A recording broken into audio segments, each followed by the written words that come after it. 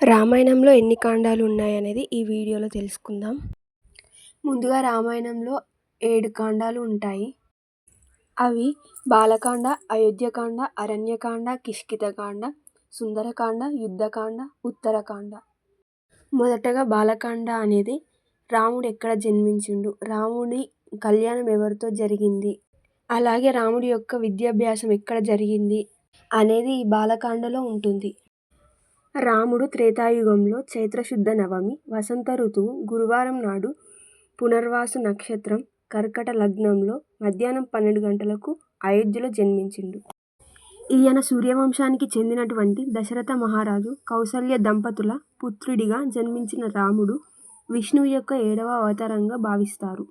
రాముడు జన్మించినటువంటి రోజునే మనం శ్రీరామనవమిగా జరుపుకుంటాము. ఇతని యొక్క విద్యాభ్యాసము తన సోదరులతో కలిసి కులగురువు వశిష్ఠుని ఆశ్రమంలో విద్యాభ్యాసం చేశాడు. రాముడు తన గురువు దగ్గర వేదాలు, పురాణాలు, దానితో పాటు వివిధ శాస్త్రాలు కూడా అభ్యసించాడు. రాముడు విద్యాభ్యాసం పూర్తయిన తర్వాత రాముడి తండ్రి అనుమతితో తన తమ్ముళ్లతో కలిసి తీర్థయాత్రలకు వెళ్ళి లోకజ్ఞానాన్ని పెంచుకున్నాడు. సీతారాముల కళ్యాణము ఏ విధంగా జరిగిందనేది నెక్స్ట్ వీడియోలో తెలుసుకుందాం.